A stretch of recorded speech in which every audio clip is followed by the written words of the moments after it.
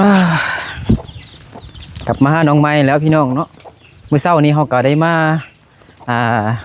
หาน้องไม้แล้วแต่ว่าตอนแรกนี่ก็กลับมาหาน้องเติมพี่น้องเนาะเพราะว่าเขาจะมาถามเรื่องดินนี่แหละพี่น้องเนาะจะมาเว้าเรื่องดินปลูกเงินของน้องไม้นี่แหละพี่น้องเนาะก็สบายดีพี่น้องเบิดสุขุทุกคนที่เคารพรับเพียงเด้อยินดีต้อนรับเข้าสู่ส่องเบานึกพอปลายเส้นเก่าเหมือนเดิมพี่น้องเนาะไปหาน้องไม้เลยพี่น้องเนาะเบานึกก็ได้ซื้อน้ำให้น้องเนาะน้องมากินน้ำอันนี้เนาะขนมเด้เบานึกก็สิเดินทางกลับไปบ้านแล้วพี่น้องเนาะไปเมืองเพียงเนาะเมื่อกี้มันขึ้นไปบ้านเกิดเมืองนอนของเบานึกเนาะเป็นบ้านห้วยเพาะเนาะแต่ว่าเบานึกอยู่บ้านของซาวลีพี่น้องเนาะอยู่เมืองเพียงเนาะไม่เด้น้อยไม่นุ่งทรงลีสบายดีเอาได้นำห้าน้องไม้อีกแล้วบ่บัดนี้ตาบ่ตูบอะไรก็งามขึ้นเลยเนาะใส่ไม้ก่อนอยากใส่ไม้ก่อนนิบไม้ก่อนมันจึงได้ยินเสียงนิบไม้เลยจึงห้องเพลงเนาะนิบไม้จึงห้องเพลงเนาะสบายดีโดยนั่งนี่ก็ได้ทำไมหายนึกอุ้มขึ้นวะบ่นั่งแบบใดนะอยู่เฮือนกันเลยนะไปเฮือนกันเลยนี่น้องมากินอันนี้เหรออันนี้ซื้ออันนี้เห็นมากินวะหนักขอบใจโดยใช่โทรมันบ่มีโทรสั่มมีให้จังไดกินคันสมมุติบ่มีโทรให้จังไดกินหน่อยเอาหยังคันบ่มีโทรดูดแล้วเฮ็ดจังไดกินบ่ฮู้เอาขนมพอขอบใจเลยยืนนี่ก็ได้ยืนน้องนี่ก็ได้ก่อน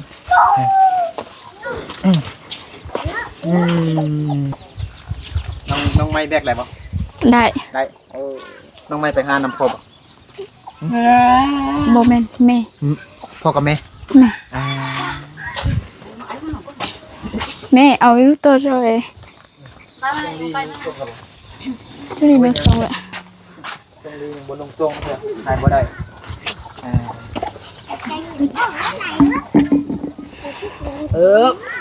มื้อเช้านี่อันนึกกลับมาหาน้องไม้แล้วเป็นบ่แม่เอาของเอาซื้อเข้ามาให้น้องแล้วพี่น้องเนาะแล้วเอาเงินให้น้องเลยหน่อยนึงสิทำเรื่องดินนี่แหละมื้อเช้านี้เขาก็ได้บอกได้เว้าเรื่องดินนี่แล้วเนาะว่าแม่น้องไม้ว่าสิจางเข้าขุดเป็นบ่จางเข้าขุดปรับดินเป็นบ่แล้วแม่เปลี่ยนใจแล้วตอนนี้มันเฮ็ดจังได๋เฮ็ดเองบ่แม่นบ่แม่นบ่จ้างคนบ่จ้างเฮ็ดเองบ่ต้องปิดปากอยู่ซื่อๆคือไอ้นึกนะ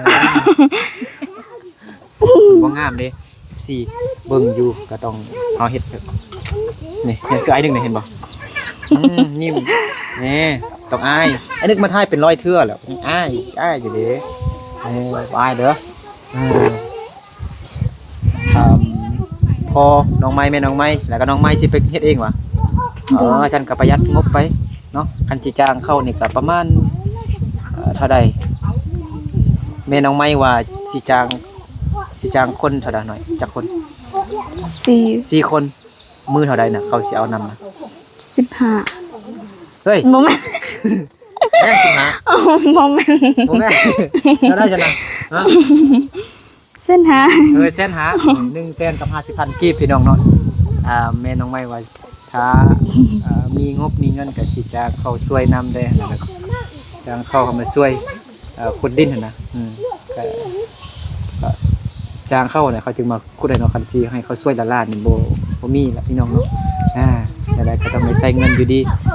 150,000ก็ประมาณ200กว่า 200กว่าบาทพี่น้องเนาะจ้างคนงานมาขุดดินขุดอันบอนสิปลูกเฮือนให้เขาเนาะให้น้องไม้เนาะแต่น้องไม้แม่น้องไม้เปลี่ยนใจแล้วว่าบ่จ้างคนแล้วแม่นบ่ แม่ น้องไม้กามใหญ่พอน้องไม้ก็กามใหญ่แม่น้องไม้ก็กามใหญ่หรือว่าอันลูกของแม่ปลาเด้เขาช่วยบ่ถ้าให้เข้ามาช่วยเฮาแล้วก็มื้อหน้าเขาไปให้แล้วก็ไปช่วยเขาได้บ่ ได้ แล้วก็บอกต้องถามมึงดูเด้อหรือว่าจ้างลาวก็ได้เนาะจักมือ2มือเนาะก็มันก็บ่ได้สั้นหลายพี่น้องเนาะมันก็แบบเป็นมันเนินจังซี่พี่น้องมันบ่เฮ็ดจังซี่เนาะเฮ็ดแบบมันเนินๆหน่อยได้ยังอันนั้นมันเปิดไม้ตัวแถวแต่ก็ได้ยินอยู่ต้องปิดแล้วเปิดเราฟังเสียงดูเมื่อกี้แม่นเว้าฮอดใส่แล้วน้องไม้เมื่อกี้ไอ้เบานึกลืมเปิดไม้พี่น้องเนาะไปเว้าเรื่องไม้ที่พ่อแม่น้องไม้ไปตัดมาเนาะบ่ได้ยินเสียงปานใดเนาะเปิดแต่ของน้องไม้เด้เมื่อกี้ของไอ้นึกบ่ได้เปิดเด้บ่ได้ยินเสียงไอ้นึกซ้ํเนาะเว้ายังไปก็ เห็นแต่ปากคือคนปากกึกเนาะคือบัดนี้แม่น้องไม้ว่าสิเฮ็ดเองแม่นบ่พอไปเฮ็ดเองน้องไม้ก็ไปเฮ็ดเนาะแม่นบ่ ดู ฉันก็ประหยัดไปแล้วเนาะดินอ่อนอยู่บ่หน่อยดินมันอ่อนอยู่บ่หรือมันแข็ง บ่ฮู้แต่ว่าแม่ไปเบิ่งซื่อ อย่าไปปลุกหนังไอ้นึกบอกจักกี่เทื่อแล้วบ่ฟังมันจะอ่อนอยู่เบิ่งกันเนาะมันเป็นดินเหนียวๆอยู่หั่นน่ะอยู่เขตนี้คือบ่ค่อยมีอีจังอีหยังหินนะแบบดินแบบนี้มันก็อ่อนพี่น้องเนาะขุดหน่อยก็บ่เจ็บมือเนาะก็มี FC เพิ่นเนาะเมื่อกี้นี่โอนเงินมา 5,000 บาทให้ซื้อข้าวให้น้อง100กิโล100โลพี่น้องเนาะแต่ว่ายังบ่ทันฮู้เด้อบางทีอาจจะบ่นึกก็สิตั้งมาเป็น100โลนี่บ่ได้หรอกพี่น้องบ่มีรถใหญ่มีแต่รถจักรบางทีบ่นึกก็ทยอยตั้งมาเทื่อละเล็กเทื่อละน้อยพี่น้องเนาะมานำรถมอไซค์รถจักรเนาะบางทีก็ซื้อให้น้องครึ่งนึงแล้วก็ซื้อข้าวครึ่งนึงแล้วก็เอาไว้เป็นงบสร้างบ้านให้น้องไม้เนาะ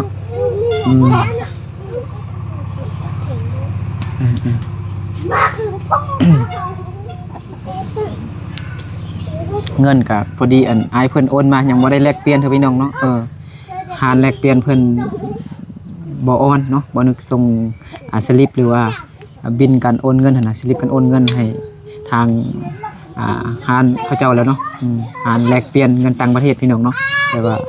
เจ้าของหารเพิ่นยังบ่เบิ่งข้อความเถอะเนาะก็เลยยังบ่ทันได้แลกเปลี่ยนเถอะเขาเจ้ายังบ่ทันได้โอนเงินกีบมาให้บ่นึกเถอะเนาะFC ใจดีแฮงสิซื้อข้าวให้น้อง100โลว่าซั่นฮู้บ่100โลภาษาเมืองว่าจังได๋อีปัวลู ฮะ อีปัว อีปัวโลข้าวน่ะ ดู โอ้100โลนี่ได้กินในจักเดือนเดือนหนึง2เดือนแต่ว่าไอ้นึกสิซื้อครึ่งนึงเนาะ 5,000 นี่ก็ได้ประมาณ3ล้านกว่านี่ล่ะพี่น้องเนาะบ่นึกจะซื้อประมาณเป่าปลายนี่ล่ะเป่ากว่านี่ล่ะกระสอบกว่าหรือว่าซื้อ50โลแล้วก็ครึ่งนึงหั่นบ่นึกจะเอาไว้เป็นงบสร้างบ้านให้น้องใหม่เนาะเฮาก็บ่แม่นว่าเฮ็ดเฮือนหลังใหญ่ดอกเฮาก็เฮ็ดคือเฮือนพ่อปู่แม่ย่าน้องใหม่นี่ล่ะแต่ว่าอันเฮาจะมุงสังกะสีเอาเป็นฟ้ามันนี่เฮาบ่มีงบเนาะบ่พองบบ่พอเฮาก็มีแต่ตัดไม้ฮุกไม้เหี้ยไม้ไผ่มาพาใส่ไปก่อนบ่ได้ที่เฮามีงบเฮาจึงค่อยเฮ็ดไปเนาะน้องใหม่เนาะมื้อนี้น้องใหม่นะฮักสดใสดีพี่น้องเนาะมื้อนั้นมายังตาตูกายบวมพี่น้องเนาะต่อเตียดต่อเดียดต่อต้อยขึ้นเอามะขามแม่นบ่แม่นเอามะขามนี่ใส่หน่อยอยู่เงินปัจจี เงินปลาเจง ปัจจีเฮ เฮาไปเอาเฮาบอก แม่เฒ่า เฮาไปเอามะขามแม่เฒ่า เด้อ แม่ย่าเด้อ โดย มามึงดู แม่ยะ แม่ย่าแม่ย่าแม่ย่าพ่อปู่พ่อปู่แม่ย่าเพราะว่าเป็นพ่อของพ่อแม่ของพ่อแม่ของพ่อน้องไม้แล้วก็แม่พ่อของพ่อปัจจุบันนี่เป็นพ่อเลี้ยงเนาะบ่แม่นพ่อแท้ๆบ่แม่นพ่อเกิดของน้องไม้พ่อเกิดของน้องไม้แม่นอยู่ไสแล้วก็ตื้อ อยู่ลาบาง อยู่ร่วมพะวัง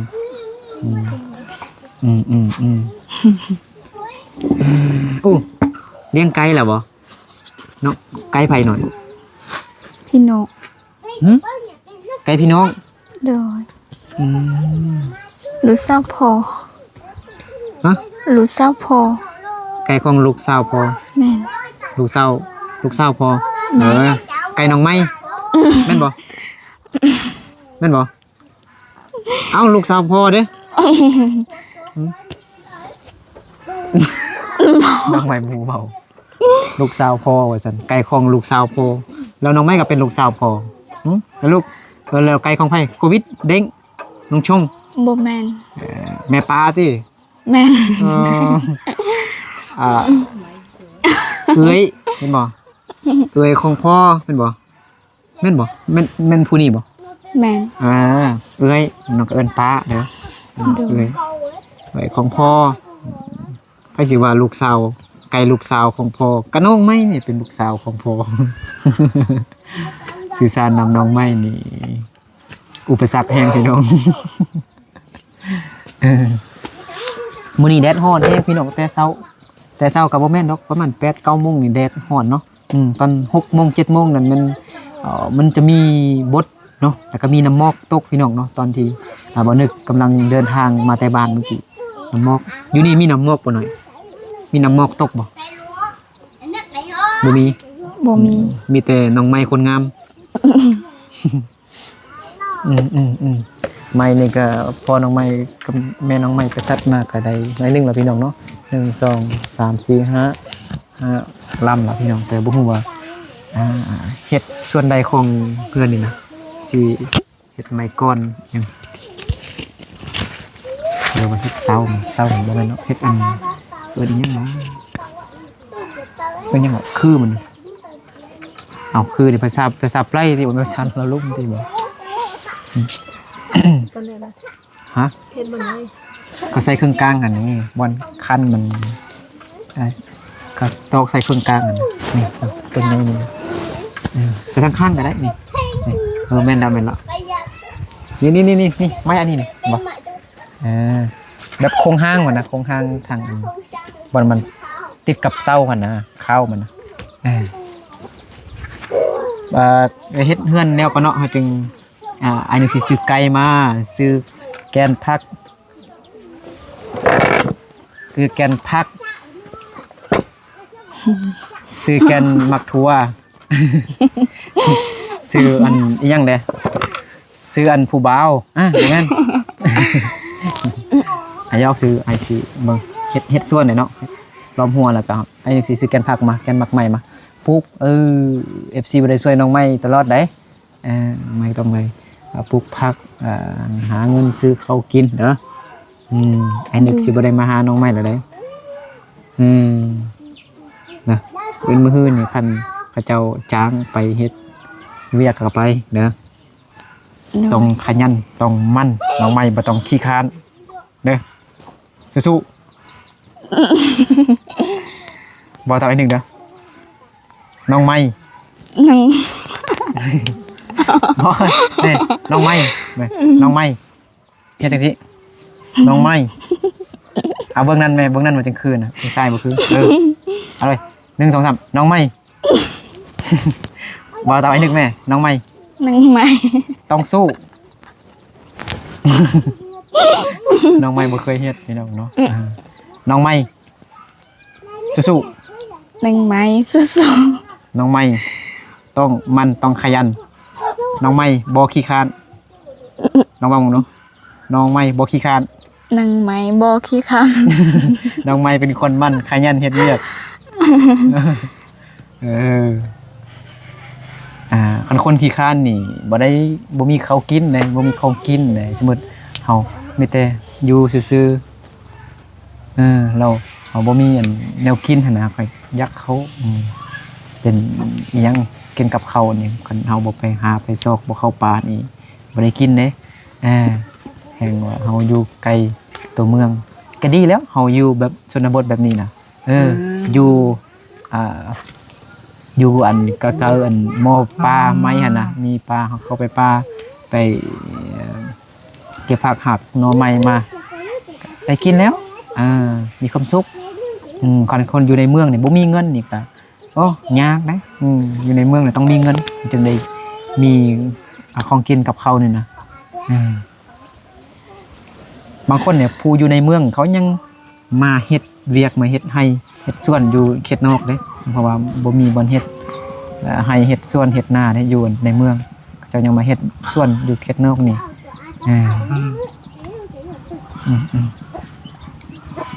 ว่าเรื่องดินนี่ก็ตกลงว่าแม่นเฮ็ดเองเนาะเห็นบ่โอเคเฮ็ดเองนะ โดย เฮ็ดมื้อใดขุดมื้อใดขุดมื้อใด บ่ฮู้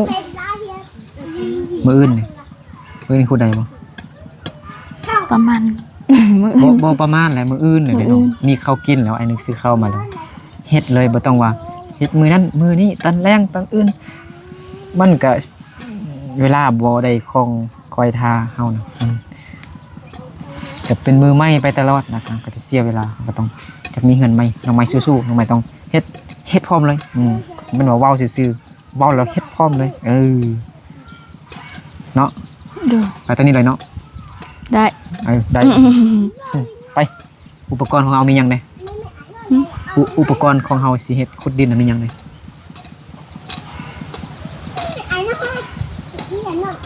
มีหยังได บ่ฮู้ชื่อ จกส่วนเสียมผ้ามีดเห็นบ่ แม่ มีดผ้าเนี่ยก็เอาไปตัดตอไม้อีหยังต่างๆหักไม้ลากไม้นี่จกกระบอกนี่แม่นบ่จกนี่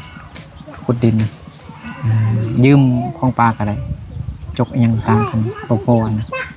นะคอยขุดไปบ่แม่นว่าขุดให้มันแล้วบาดเดียวเลยคอยขุดเทื่อละหน่อยนะ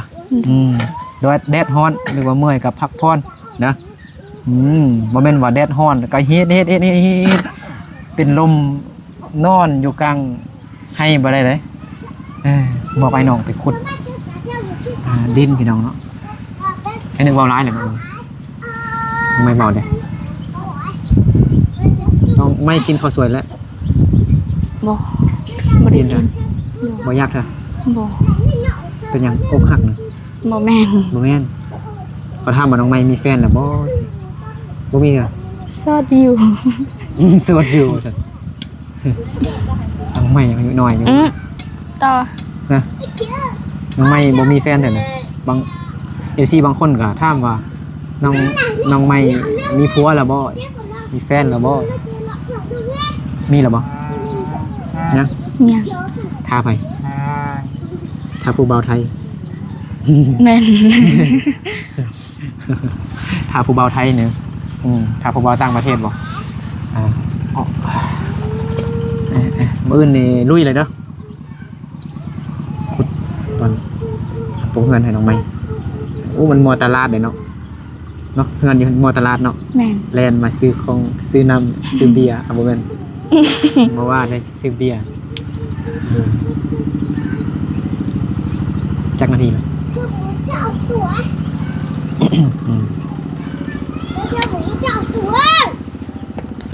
ครับโถ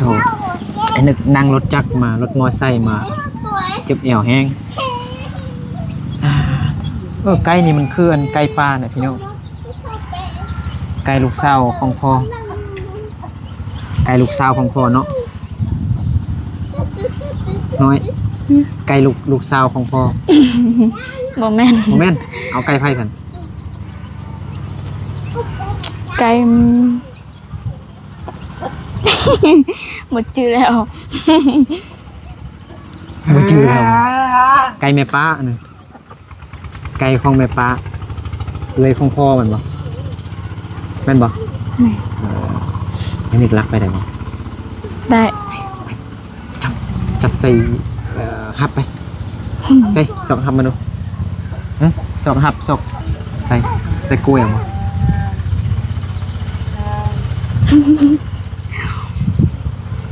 คิดยังอยู่หัวอยู่บัดนี้น้องไม้งามแล้วบัดนี้น้องตาตู้ไปแล้วตอนตาตู้มันหน้าแดงเข้าเป็นมีซิวอีกมันมีหน้าใสขึ้นเรา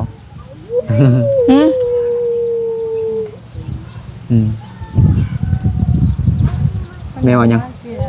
แม่ว่า แม่ว่ายัง ทำขอไอ้เงิน โมเมนต์ เอาไปคอยนึกเห็นยังไอ้นึกมีเมียแล้ว โมเมนต์ ฮะอย่าคอยนึกเห็นยังไอ้นึกมีเมียแล้วได้เห็นยัง ไว้หนึ่งแต่ข้อเส้นหนึ่งให้แม่ไปซื้อเกิด แม่บ่มีเกือบ มัน บ่มีเกือบเศร้าบ่ ดู แม่น้องใหม่ขอเงินซื้อเกือบมาสั่ง100,000ซื้อเกือบว่าเกือบได้บ่คือว่าราคาแพง100,000กิบใส่เกือบเก่าแม่ได้ซั่นน่ะใส่เกือบแม่มาเบิ่งดู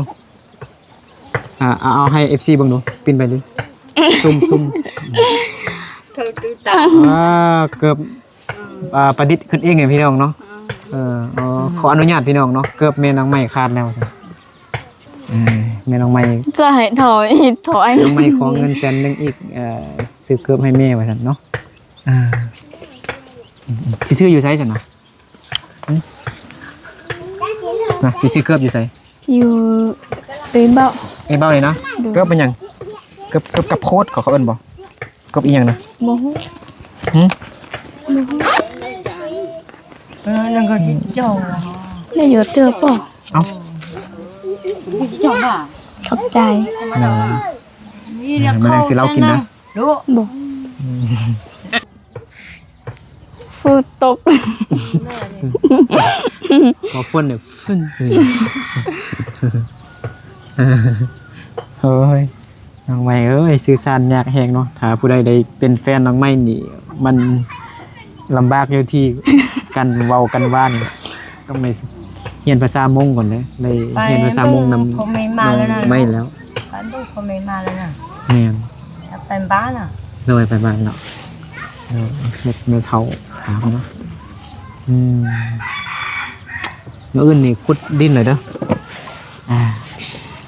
น้องคือบ่กินเขาว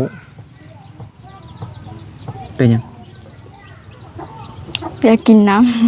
ฮะอยากกินน้ำ ำดู อยากกินแต่น้ำ ดู กินน้ำละลาแล้วก็ตุ้ยเนาะแต่ว่าน้องไม่นี่กินน้ำละลากินน้ำกับกินข้าวกับน้ำกับตุ้ยเด้เนาะไอ้นึกกินซีนไก่ล่าจนมีแต่ท้องไอ้นึกเบ้งอยู่สิง่ายอยู่สิแต่ว่าส่วนบนอื่นจอยแห้งแค่ไอ้จอยน้องไม่ใหญ่กว่าไอ้นึกสามเป็นบ่เป็นบ่ แมน แต่ไอ้นึกล้อเป็นบ่ไอ้นึกล้อเป็นบ่ไอ้นึกซวยบ่ รอ ทำไมตัวไอ้แล้วนี่ตัวไอ้นึกดีใจสิดอก ไก่สาโคว่า เอาเข้าไปเล่นอยู่ไหนบ่ ได้ อะไรทีได้เลย ได้ คือไปเบิ้งอันบอลน้องอัพน้ำดูโดนเขาไปดินอยู่ทางนั้นหรอโดยขออนุญาต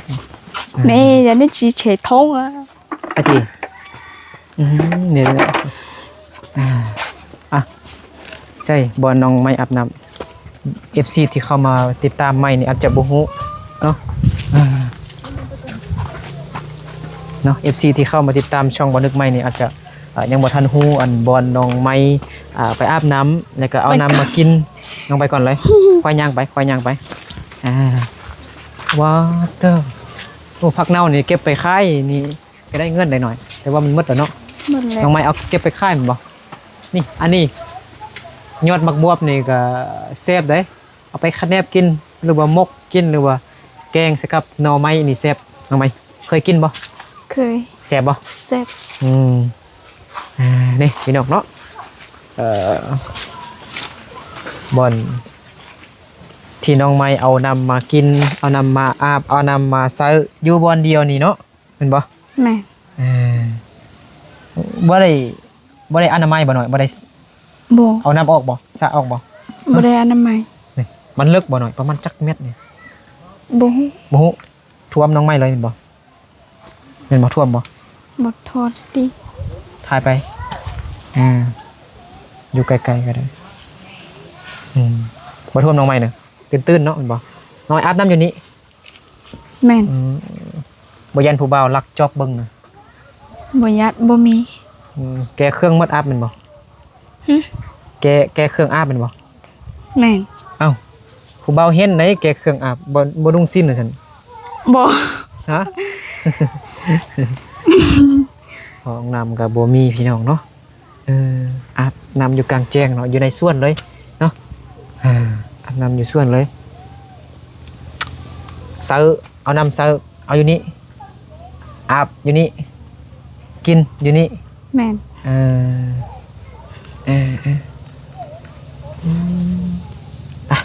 กลับมาดิน้องไม้น้องไม้งามบ่ มืด ไหนข้อย่างไปอันนึกเขาเอามักบวบเป็นไงบ่ ได้ เอามักบวบมีบ่มากมันนะมีแต่ยอดมันสิลูกเอาต้นมันไปปลูกที่บ้านให้ได้บ่เนาะ ไอ้นึงเอาได้บ่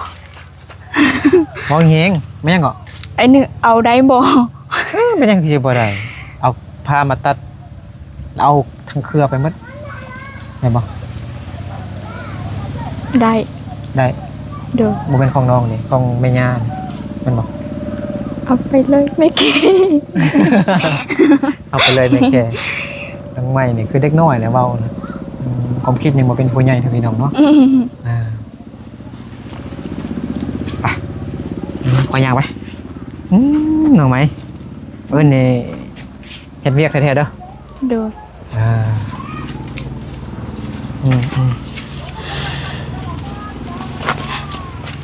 น้องไม้คันตอบอเดียดนี่ก็งามอยู่เนาะตอเดียดนี่บ่เป็นตาเบิ่งเลยเนาะแฮงว่าตุ้ยอยู่ตอเดียดนี่ตอต้อยนี่แฮงเอาหยังแฮงเอาหยัง บ่ บ่เห็น บ่เห็น นี่พอน้องไม้เฮ็ดมื้อนั้นให้เบิ่งมันยังว่าเอาตอนไอกับบักอายมานะเอาตอกนี่คิดว่าเฮ็ดหยังเฮ็ดอันฮีดมันยังอ่ะนะบ่แม่นพี่น้องเนาะตอกไม้ใส่แล้วก็เอาดินถมนี่เนาะปีกายปีก่อนไอ้นึกมาเห็นแม่น้องอยู่นี่สบายดีแต่ไอ้นึกยังบ่ฮู้น้องเธอบ่เห็นน้องเธอแหละเห็นแต่แม่น้องอยู่สวนนี่กำลังทางสวนอยู่สบายดีแม่น้องไม้ก็อายอยู่นั่นไอ้นี่ก็ยะคือถึงมาเฮาไอ้นี่ก็กลับจักนาทีแล้วหน่อย เท่าสี่ โอเคพี่น้องเนาะมื้อนี้ก็สิมาถามแต่เรื่องเรื่องขุดดินนะพี่น้องขุดดินบ่อนปลูกเฮือนให้น้องไม้เนาะทำอิฐแม่นแม่น้องไม้ว่าสิจ้างคนเนาะถ้ามีเงินนี่สิจ้างคนงานมาขุดช่วยสิเนาะ4คนเนาะแต่ว่าน้องแม่น้องไม้เปลี่ยนใจแล้วเนาะเสียดายเงินเสียดายงบเนาะก็เลยเฮ็ดเองขุดเองเนาะพอน้องไม้แม่น้องไม้แล้วก็น้องไม้คอยขุดเนาะคันบ่แล้วเถอะก็บางมื้อก็น้องก็ไปช่วยแม่ป้าให้อันลูกของแม่ป้าหั่นน่ะผู้การใหญ่หั่นน่ะมาช่วยเนาะน้องไปให้เข้าไปเสียยาเข้าแล้วก็เขามาขุดช่วยเด้อ เด้อ โอเคเนาะส่วนเงินที่ FC หาก็โอนมาเมื่อกี้นี่ 5,000 บาทพี่น้องตอนนี้ก็ยังบ่ได้บ่แลกเปลี่ยนแลกก็กำลังแลกอยู่นะพี่น้องเนาะแต่ว่าเขาเจ้ายังบ่โอนเงินกีบเข้าบัญชีลาวเทื่อพี่น้องเนาะโอเคเอาสำหรับคลิปนี้บ่นึกกับน้องใหม่ก็ขอลาพ่อแม่พี่น้องไปก่อนเนาะก็ขออวยพรให้ FC เบิดสุขทุกคนเนาะน้อยงามมืองามขอให้ FC เบิดสุขทุกคนจงอยู่ดีมีแห้งเนาะสุขภาพแข็งแรงความเจ็บอย่าใดความใครอย่าให้มีเนาะให้ร่ำให้รวยให้อายุมันขวัญยืนเบิดสุขสู่คนสบายดีบ๊ายบายได้หน่อย บาย